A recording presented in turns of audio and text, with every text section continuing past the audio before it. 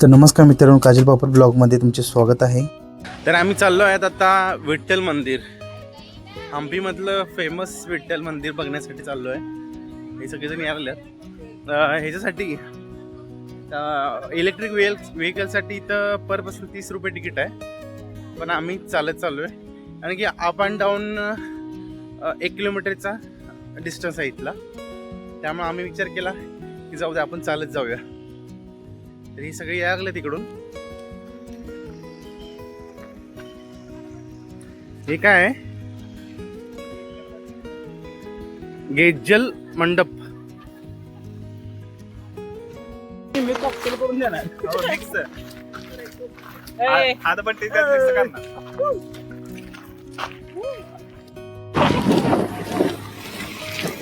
अशी electric vehicle आहे,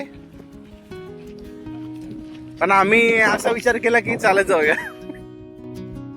हम्पी हे 7व्या शतकातील हिंदू विरूपाक्ष मंदिर, विठ्ठल मंदिर आणि दगडी रथांसाठी प्रसिद्ध आहे।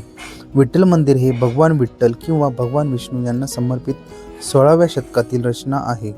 हम्पीला भेट देणाऱ्या सर्व पर्यटकांनी हे पाहण्यासारखे आहे, कारण येथील सौंदर्य, कोरीवकाम आणि भव्य वास्तुकला पाहण्यासारखी आहे। दक्षिणेकडील तीरावर वसलेले हे मंदिर मूळ दक्षिण भारतीय द्रविडीय मंदिराच्या स्थापत्यशैलीचे प्रतिनिधित्व करते। विठ्ठल मंदिर राजा देवराय द्वितीय यांच्या कारकिर्दीत बांधले गेले आणि मंदिर विजयनगर साम्राज्याने स्वीकारलेल्या शैलीचे प्रतीक आहे। मंदिराचे सुशोभित खांब आणि सुरेख नक्षीकाम पाहून पर्यटक मोहित होतात। रंगामंडप आणि 56 संगीत स्तंभ हे विठ्ठल मंदिराचे वैशिष्ट्य आहे। मूर्ती मंदिराच्या परिसरात असलेला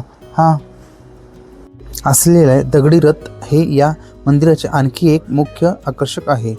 संकुलाच्या पूर्वेला असलेला हा रथ वजनाचा असूनही त्याच्या दगडी चाकांच्या साहाय्याने हलवता येतो। मंदिराच्या परिसरात अनेक मंडप, देवळे आणि प्रशस्त कक्षही बांधण्यात आले आहेत। या विठ्ठल मंदिराबद्दल आख्यायिका प्रचलित आहे। असे सांगितले जाते की विठ्ठलाने राजा कृष्णदेवराय यांच्या स्वप्नामध्ये येऊन आपली मूर्ती पुन्हा एकदा पंढरपूरला स्थापन करण्यास सांगितले।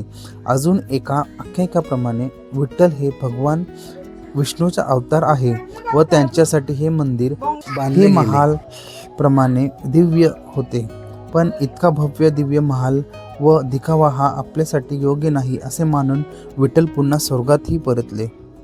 हम्पी येथे विठ्ठल मंदिराला वर्ल्ड हेरिटेज साईट दर्जा देण्यात आला आहे। येथील मंदिरात पाकगृह, मंडप, पांडुरंग रखुमाई कल्याण मंडप, गृहमंडप आणि महामंडप आहेत।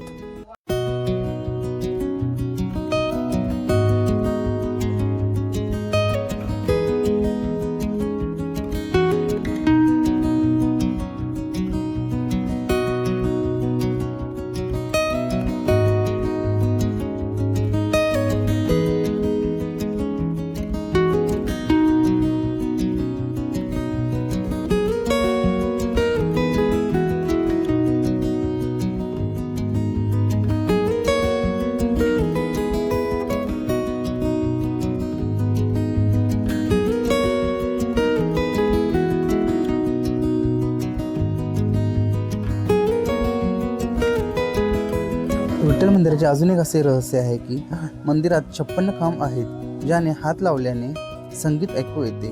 तुंगभद्रेच्या काठावर वसलेले हे मंदिर स्थापत्यशास्त्राचा उत्कृष्ट नमुना आहे। संपूर्ण मंदिरातील खांब पोकळ नसून त्यातून आजही सरगमचा निनाद ऐकण्यात येतो।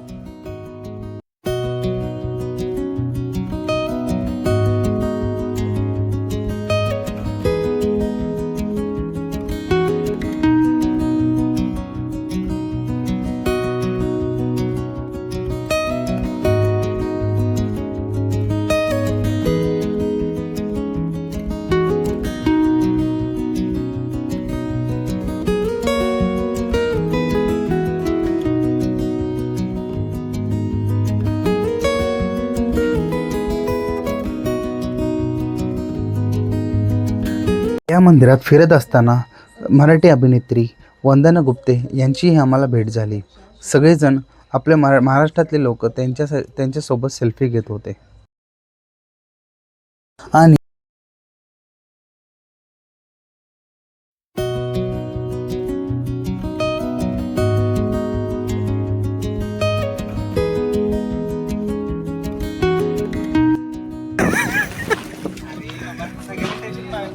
हा बरोबर बरोबर.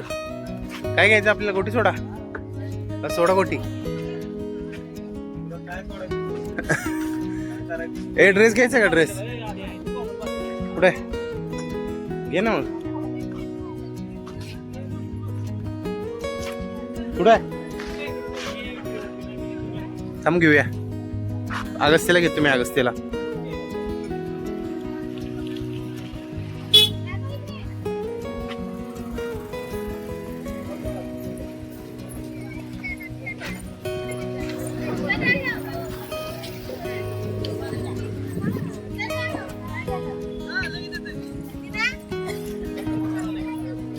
चला चला चला बाळा.